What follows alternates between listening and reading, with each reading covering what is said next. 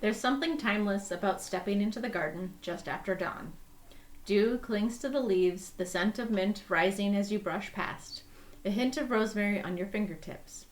Herbalism connects us to an ancient rhythm, one where every leaf, root, and flower carries both medicine and magic. On this morning, however, you wake to a crisp winter sky, that bright blue that signifies it will be bitterly cold outside despite the sunshine.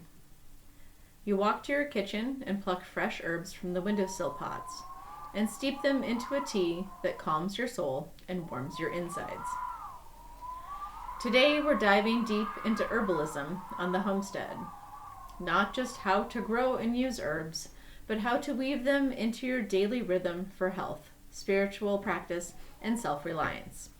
Whether you're tending a city balcony, a backyard plot, or a few pots on your kitchen windowsill, this episode is for you. Welcome to Old Ways, New Days, where the old ways meet the good dirt. I'm Kayla. And I'm Nell. And each week we explore the sacred art of living close to the land. From compost to covens, chickens to charms, we're reclaiming self-sufficiency, seasonal living, and ancestral wisdom. Whether you're stirring your cauldron or your soup pot, this is a space for wild-hearted folk walking the homesteading path with intention, magic, and muddy boots.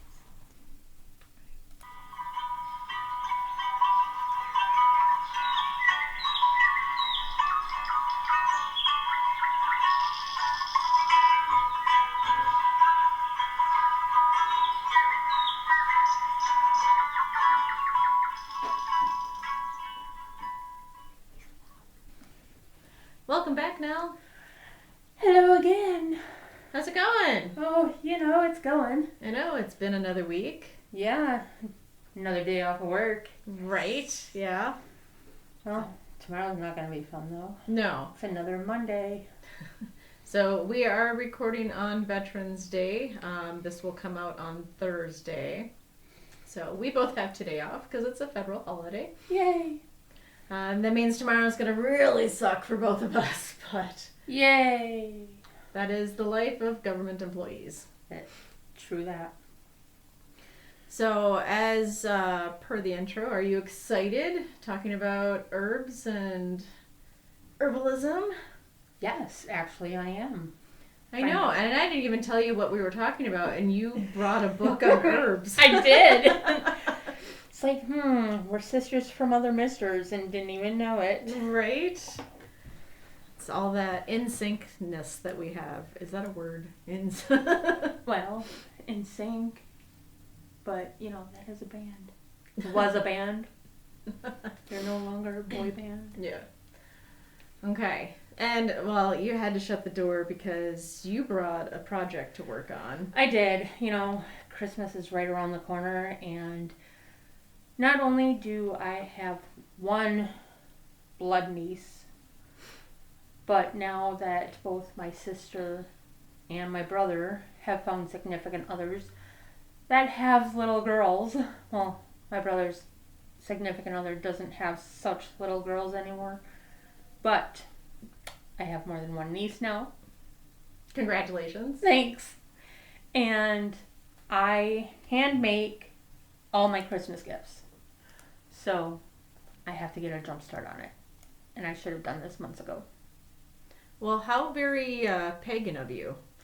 Yeah, I've always been that way.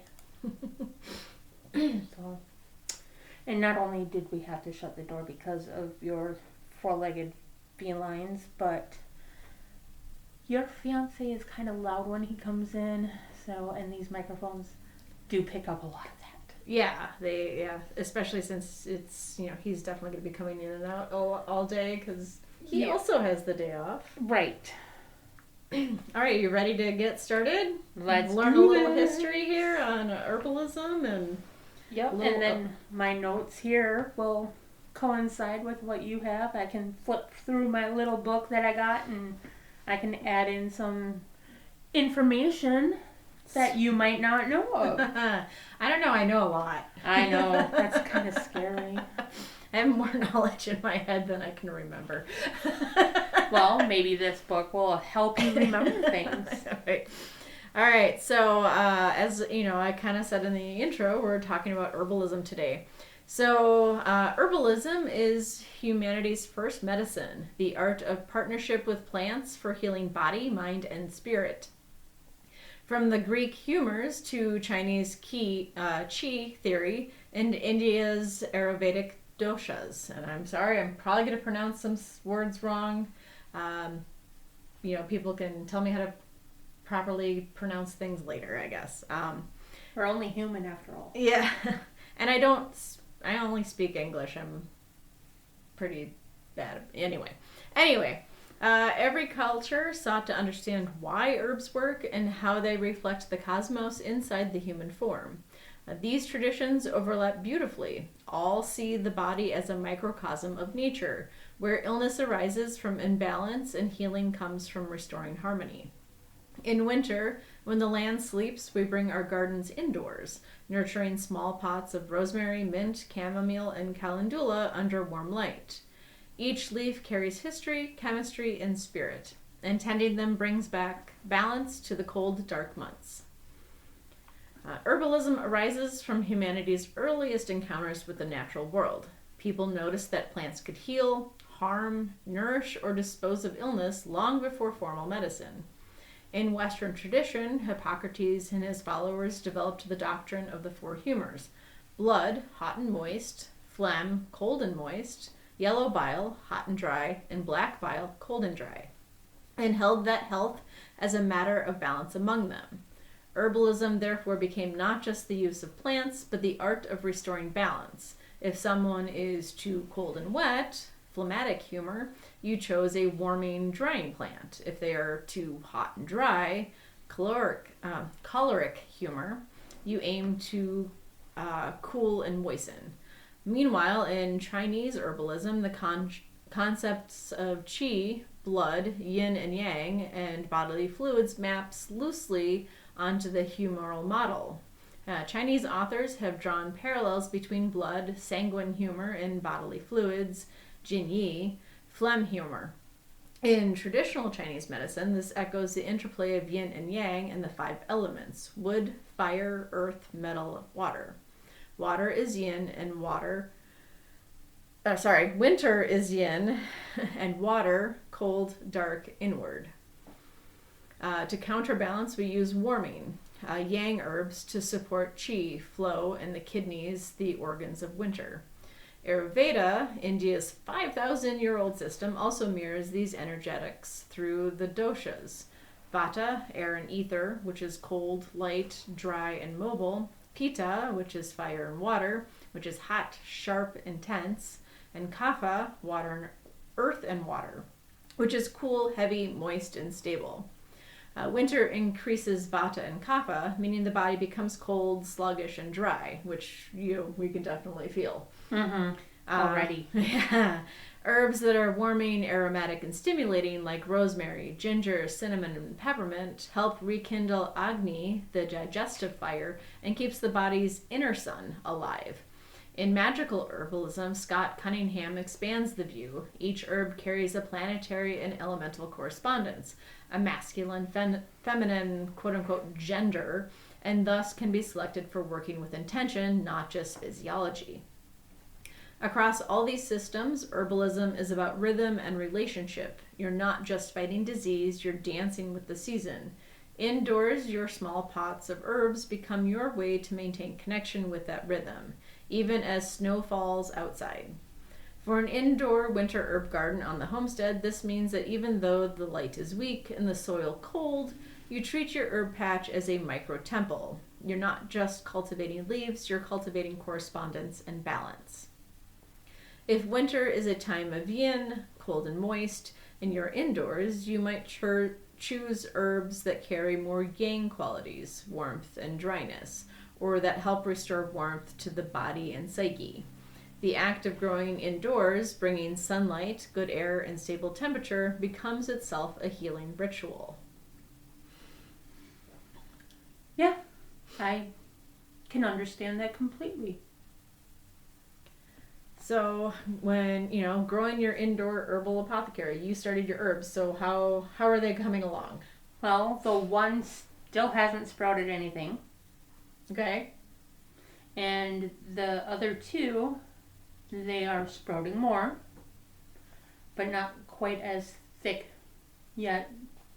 But they're still sprouting. Well, they still have their first leaves, which tend to be weaker and, tiny. There's no girth to them yet. Yeah. Indoor growing in winter calls for patience and adaptation, which, we are learning. The light is weaker, air is drier, and plants grow slower. But they do grow. So you want to choose hardy, resilient herbs that thrive under moderate light and can tolerate cooler indoor temperatures. So you want to start with 5 winter-friendly herbs. Rosemary, the elements of sun, fire element, pitta balancing and warming. Thyme, Venus and Mars elements, warming and drying, balances kapha. Peppermint, associated with Mercury, cooling but stimulating, balances pitta. Chamomile, associated with the sun, soothing and moistening, balances vata. And calendula, also associated with the sun, warming and bright, balances kapha's heaviness. Planetary correspondences from Scott Cunningham's Encyclopedia of Magical Herbs gives each plant its magical personality. Rosemary is ruled by the sun, chamomile by both sun and moon, peppermint by Mercury, calendula by the sun, and thyme by Venus and Mars. Working with these herbs on their planetary days, Sunday for the sun, Wednesday for Mercury, Friday for Venus, strengthens their magical and healing potency. From a humoral perspective, your indoor garden is about warmth and moisture regulation, using warming herbs, rosemary and thyme, to offset winter's cold dampness. In traditional Chinese medicine, these herbs move qi, stagnation, and prevent yang energy from collapse. In Ayurveda, these aromatic heat keeps vata calm and kapha mobile, preventing that heavy, sluggish winter fog that I just want to curl up in under all the blankets in the house and veg out in front of the TV. Yes. Grow these under full spectrum lights if possible. Water sparingly to prevent rot, and talk to your plants. They do listen. Even indoors, they respond to care and voice. Noah looks at me funny when I talk to my plants. Yeah. He's like, "What are you doing?" I was like, "Talking to them." Why? Because they need to know they're loved too. Yes. And we can, in the future, do an entire segment on the hidden world of plants and the fact that they actually have their own communication, and they do communicate with each other. Yes. And yeah, they are phenomenal. And people give them way too little credit for the things that they can do. Mm-hmm. Absolutely. All right, so do you have chamomile in your book of herbs there? I do. You do. All right, what does your book say about chamomile? Well, the magical properties. So, chamomile is commonly used in magical practices to promote calm, relaxation, and peace. It can be included in spells or rituals to reduce stress, anxiety, and promote a restful sleep. Chamomile's strong association with healing makes it a popular choice in rituals or spells aimed at physical and emotional healing. The herb is also used for protection against negative energies and influences. It can be sprinkled around the home or used in protective charms. Chamomile can be used in purification rituals to cleanse spaces, objects, or individuals of negativity and unwanted energies. The medical uses is it is widely used to support digestive health. It can help soothe an upset stomach, reduce symptoms of irritable bowel syndrome or IBS, and alleviate indigestion. Chamomile is well known for its ability to promote relaxation and improve sleep quality. It is often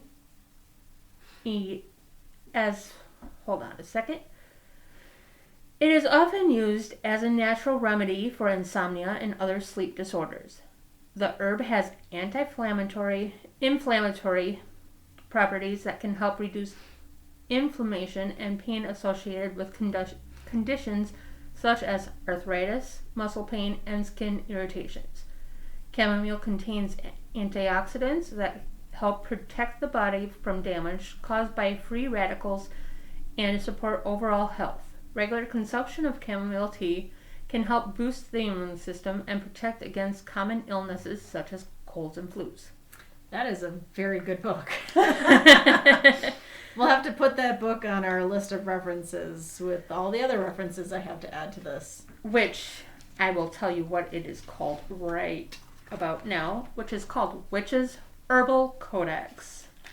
And it's a green book that just has like a mortar and pestle with some herbs on it. And no author's name? No author's name. Interesting. Right? And then there's blank pages in the back that you can write little notes and different things for your own information. Where did you pick that up? Do you remember? I don't. Oh, right then. It might be off of one of those websites or pages that must not be named. I guess not. So, mystery book for the win. Right? All right. Well, based off of the information I pulled up, the history of chamomile, ancient Egyptians dedicated chamomile to Ra, the sun god, for its bright solar energy. It was used for fevers, insomnia, and digestive upsets. Medicinally, it calms the nervous system, aids in sleep, and soothes digestion. As an herbal ally for those whose Vata or air dosha is agitated, in humoral terms, it's gently warming and moistening, easing cold, dry, melancholic conditions. In traditional Chinese medicine, chamomile cools liver fire and soothes Shen, the spirit. Magically ruled by the sun and sometimes Venus, associated with prosperity, peace, and purification, you burn chamomile for calm or add dried flowers to bath water for cleansing. As an indoor tip, placed near a bright window, harvest blooms regularly to encourage more flowers. Oh, and it does correspondences, which the gender is a masculine gender, the elements are water, planet is sun, the zodiac is a Leo. Yeah, well, Leo is... Right. Yeah. Properties are calm, healing, protection, and purification. Sweet. I think your book and me get along really well. I think they do. All right, what does your book say about rosemary, if it's in there? Oh, I'm sure it might be. Let's see. And it's nice because it's alphabetical order, too. Yes. So, rosemary. And you don't have to read all of that. Well, no. I was just going to do the medicinal uses. Okay. Since that's what we're basically covering today.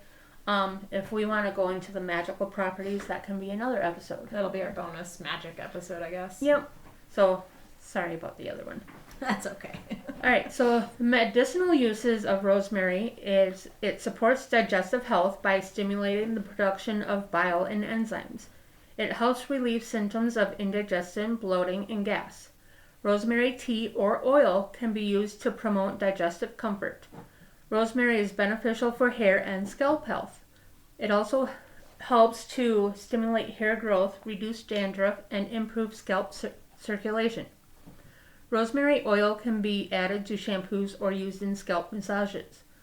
The herb has anti-inflammatory properties that help reduce inflammation and pain associated with conditions such as arthritis and muscle aches. Rosemary oil can be applied topically or included in massage blends. Rosemary has analgesic. Analgesic? Let me see the word. Analgesic. Where is it? Right here. Analgesic. That's my medical background coming out, sorry. Properties that help relieve pain, including headaches, muscle aches, and menstrual cramps. Applying diluted rosemary oil topically or drinking rosemary tea can alleviate discomfort. Rosemary is known to enhance memory and cognitive function. The aroma of rosemary oil or drinking rosemary tea can improve mental clarity. focus, and overall cognitive performance. I love you. Cognitive. Yeah, I know. It's my brain's not working right, meow. The gender is masculine, element is fire, planet is sun, zodiac is Leo, deities is Apollo, Aphrodite, and Venus. Properties are protection, purification, love, memory, and healing. Awesome. Okay, so historically, rosemary was sacred to the Greeks and Romans, who used it for memory and purification. Students wore wreaths of rosemary when studying, and I have used this when studying and then taken a little plastic baggie with cotton balls soaked in rosemary oil, and when I needed to remember something during a test, I would take a little sniff. Oh, works every time. Like, Weird. You need to remember something? Yes. So, yeah, for students. If you need to remember something for a quiz or a test, like especially a big one, that was... Rosemary is the way to go. Yes. They were not wrong. Interesting. Yeah. Medicinally, rosemary is warming. It is a circulatory stimulant. It clears mental fog, relieves cold extremities, and supports digestion. It's ideal for kapha heaviness and winter stagnation. Humorally, hot and dry, counteracting cold-moist imbalance. In traditional Chinese medicine, it strengthens yang and moves the blood. As you already said, magically it is ruled by the sun. Its element is fire. It's used for protection, memory, and house cleansing. Burn sprigs to purify your space in winter. Would probably be a good thing for sage. I've also used it to clean floors. When I had nice hardwood floors, I would boil rosemary in water and then use the water minus the rosemary itself and use that to clean the floors. Wood was absolutely gorgeous looking, and the house smelled beautiful. I bet. Ayurvedic uses would enhance Agni, which is your digestive fire. It was particularly beneficial for sluggish winter digestion. So, we're not eating as many fruits and vegetables. We're eating more of the starchy root stuff and more meats, typically in winter. That kind of slows your digestion. So you want to build that up a little bit, add some rosemary to those hot and those heavy dishes. As an indoor tip, growing rosemary, it needs a strong light, so you want to place it near a south-facing winter, and you only want to water it when it's dry. It's one of those very picky. So a south-facing window. Yes. What did I say? Winter? Oh, did I say winter? Yes, south-facing window. I'm sorry. Yeah, south-facing winter. Yes. What's a south-facing winter? All right, so calendula. I noticed, I definitely saw that in there. Yes, so did I.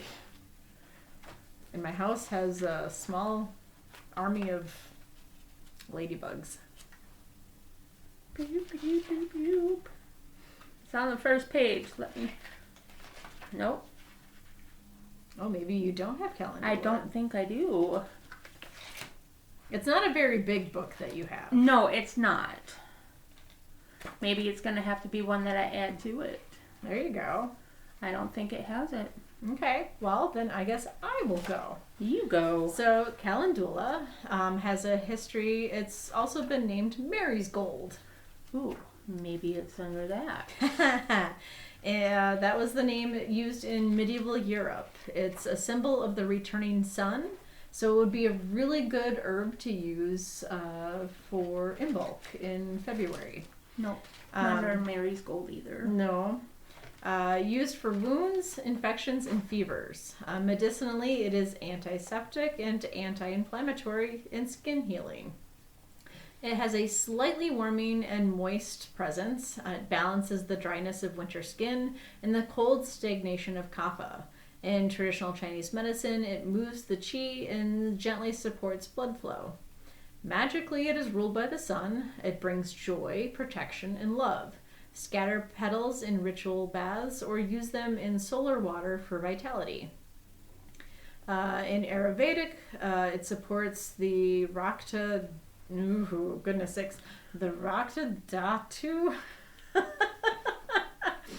It's Rakta, capital Dhatu.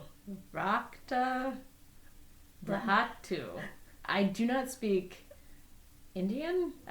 What is their Hindu? Anyway, blood tissue. Warming yet gentle, it pacifies vata while invigorating kapha's sluggishness. And I do apologize to anybody who does practice Ayurvedic healing. I'm not trying to butcher any of the words. I am not a practitioner of Ayurvedic medicine at all. So your indoor tip is to have a bright light. Doesn't necessarily need to be in a south-facing window. It can be indirect light. You want to pinch the flowers often to prolong blooming. So deadhead, in other words. And apparently it's in Sanskrit. Okay. Let's see if it will pick up. Do you have the Rakt Dhatu. Rakt Dhatu. Rukt Rakt Dhatu? Dhatu. Yeah, I'm not good. Rakt Dhatu. All right, there you go, everybody. Rakt Dhatu. Okay. All right. How about peppermint? That's our next herb that we're going to talk about. I believe that is in here. Hey, that happened to be right there. All right. So the medicinal uses of peppermint. The herb supports respiratory health by relieving symptoms of colds, congestion, and sinusitis. Sinusitis? Sinusitis. That's the word. See, I'm in a brain fog right now. Inhaling steam with peppermint oil or consuming peppermint tea can help clear the respiratory passages and ease breathing. Peppermint has, there's that word again, analgesic, there we go, properties that help relieve pain, including headaches, muscle aches, and menstrual cramps. Applying diluted peppermint oil topically or drinking peppermint tea can alleviate discomfort. Peppermint has calming properties that help reduce stress, anxiety, and mental fatigue. Drinking peppermint tea or using peppermint oil in aromatherapy can promote relaxation and improve mood. The herb supports the immune system and helps protect against infections. Consuming peppermint tea or using peppermint oil can boost the body's natural defenses against illnesses. Peppermint is well known for its ability to soothe digestive issues such as indigestion, bloating, gas, and irritable bowel syndrome. Peppermint tea or oil can be consumed to promote digestive comfort and relieve symptoms. The correspondence is that it's masculine, the element is fire, planet is Mercury, zodiac is Gemini, deities is Hades and Pluto. Properties are purification, healing, love, and psychic development. So, side note, peppermint is one of those unknown herbs that should be used at Samhain because it was beneficial to the dead. Mm-hmm. And that would be that Hades reference that you just said. Yep. But a lot of people I know don't know that. It's one of those things I've had to argue with people a lot. I can see why it would. Mm-hmm. But you need some rosemary to get rid of that brain fog. I do. You have any? I do. It's not fresh though. Aw. It's dried. So is mine. Yeah. Mine's at home though. All right. So what I have is that peppermint was valued by the Egyptians and Greeks as a symbol of hospitality and refreshment. That would be that cooling element. You know, what's more refreshing than, you know, having that coolness go down your throat if you're drinking some peppermint tea. Medicinally, cooling and aromatic, it relieves nausea, clears congestion, and stimulates mental clarity. In humoral medicine, it's cooling and drying, balancing excessive heat, that choleric pitta portion of the health. In traditional Chinese medicine, it disperses wind heat and clears the head. Magically ruled by Mercury, it brings clarity, communication, and prosperity. Excellent for mental focus and cleansing energy in the home. Ayurvedic medicine, it can aggravate vata if overused, so it's considered to be too cooling, which is probably why I always got an upset stomach whenever I drank peppermint tea. Because he had too much of it. I guess I have a already cool stomach naturally. I wonder if that's why I like peppermint ice cream. Because you're too warm? You tend to be more on the hot side. Yeah. Internally. I think I tend to be on the cool side internally. Possibly. So, but it soothes Pitta's fire and Kapha's heaviness. As an indoor tip for growing, keep moist but not waterlogged. They do not like soaking wet feet. Pinch tops to prevent legginess. You want nice thick foliage and not a bunch of long tall twigs. Okay. I know. Alright, and then last but not least, thyme. I don't got time for you. I think you have it in there. I'm sure it is. What? No? Oh, there's the missing pages. No. What? How? Thyme's like one of the most... How? Alrighty then. That was news to me. Yeah, I mean, you do have some interesting herbs in that book. Right. There's some that I have not heard of. Yeah. But we'll cover those at another date. Right. Alright, so thyme historically was used by Romans for courage and by medieval healers as a respiratory remedy. Medicinally, it is considered antimicrobial. Oh my god! That R is in the wrong spot. Antimicrobial, there we go. An expectorant and warming. Ideal for cold weather coughs and phlegm. In humoral medicine, it is hot and dry, the perfect antidote for winter's cold and damp. In traditional Chinese medicine, it disperses cold and strengthens lung qi. Magically, it is ruled by Venus and Mars. It is an element of fire, used for courage, purification, and healing. Ayurvedic perspective, it increases warmth, balances kapha, and can gently stimulate sluggish digestion. As your indoor growing tip, you want to grow it under bright light with good airflow. Prune frequently for a bushy growth.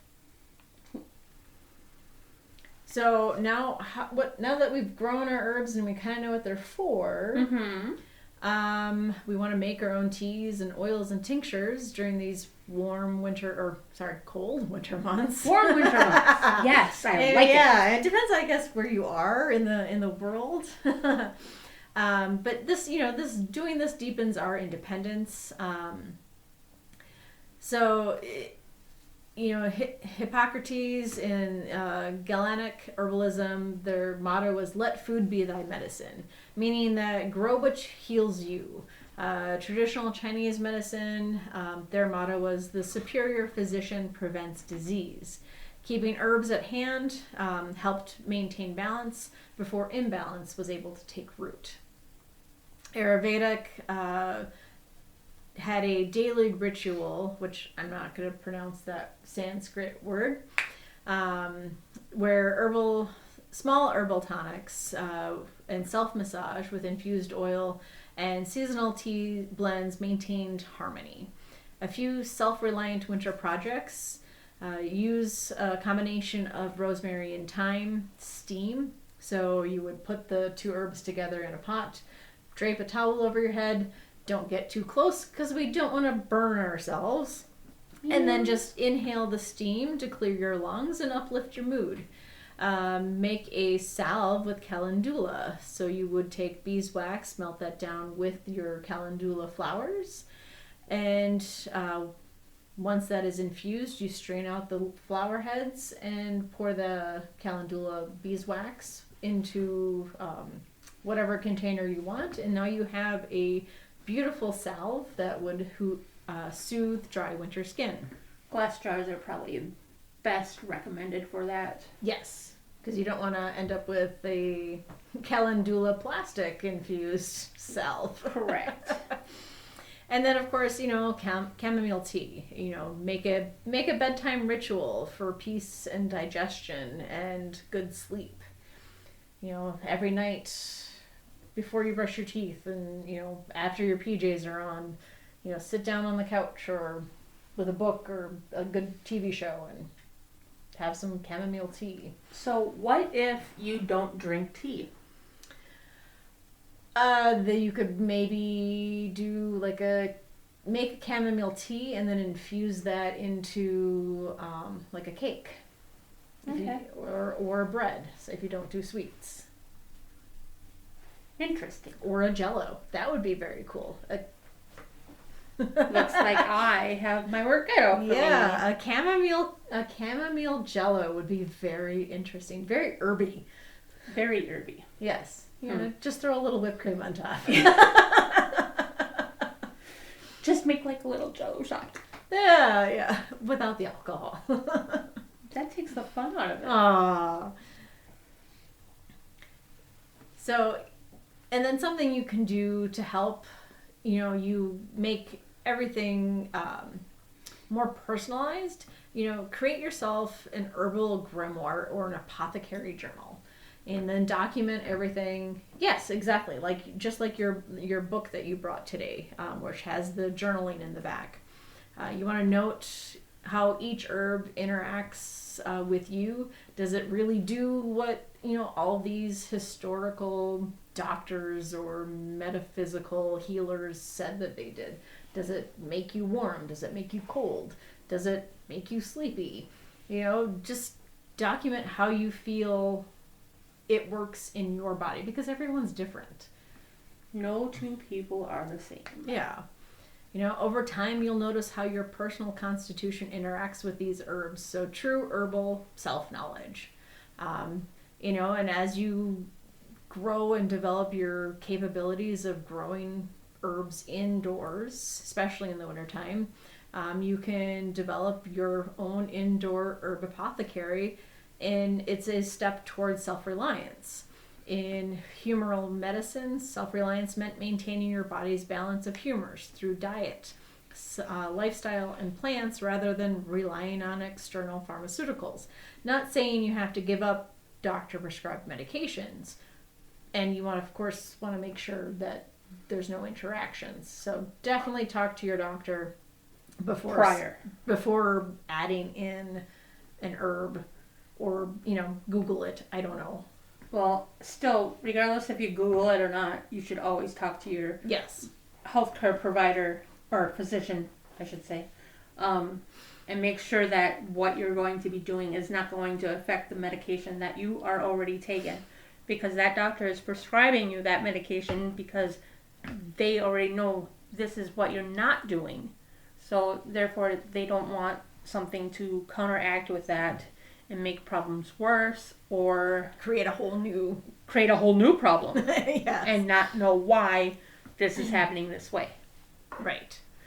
And now you can just message your doctor, and they can reach out to you that way, where you don't even have to make a visit to be like, hey, can I do this? And they will, or their nurse will message you back saying, yes, that should be fine. Right. Or no, do not do that.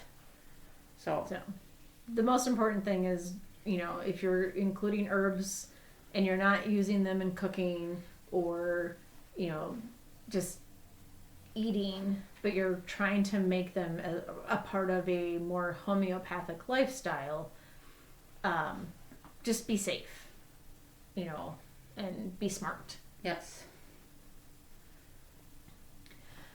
But just, remember that especially herbal magic invites us to see plants as allies, not just tools. Cunningham, if you have his book, and I would highly recommend getting his book, he reminds us that each herb has not just medicinal value, but a magical correspondence, a planetary ruler, element, earth, air, fire, and water, gender, and magical intention, which you can use in not just in homesteading, but also in your magical practice. In humoral tradition, the body was a microcosm of the universe. Planet correspondences mirrored cosmic cycles, seasons, elements, planets. In Chinese herbalism, the plant resonates with the body's yin yang and the 5 elements, the wood, fire, earth, metal, and water. So tending your indoor herb garden in winter is a dance with these cycles. Winter equals water, yin, deep, rest, yet you bring warmth and light to coax growth. By doing so, you honor the plant's spirit and the season's spirit. Practically, when you harvest rosemary or calendula indoors, pause to speak your intention. Charge the herb under its ruling planet. Example, sun for rosemary and calendula. Dry or infuse it with your intention tied to its medicine. Use it in ritual. A rosemary bundle for clearing the living room midwinter. Calendula petals in a jar for solar energy in the darkest season. In humoral terms, you might say, I carry warmth into the cold season body, balancing the cold, wet phlegm humor that winter can amplify. In traditional Chinese medicine terms, I support the yang fire that wanes in winters so the planet's solar energy counters the inward freezing.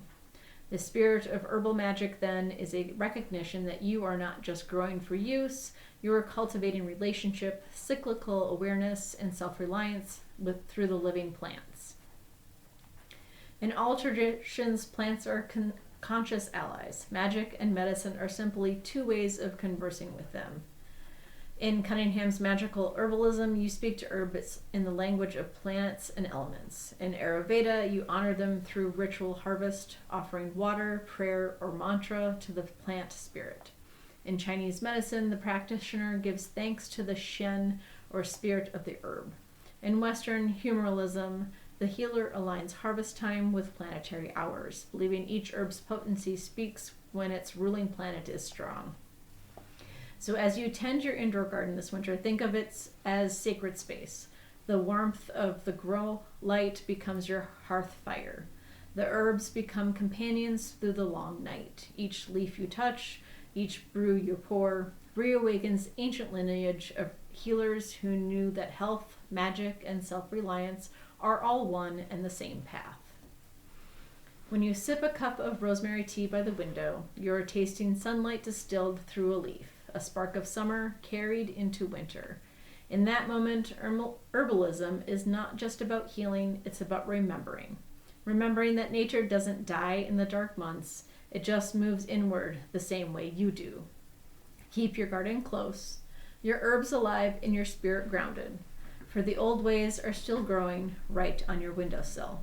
Thank you for listening to Old Ways, New Days, where ancient wisdom meets modern homesteading. If you enjoyed this episode, share it with a friend.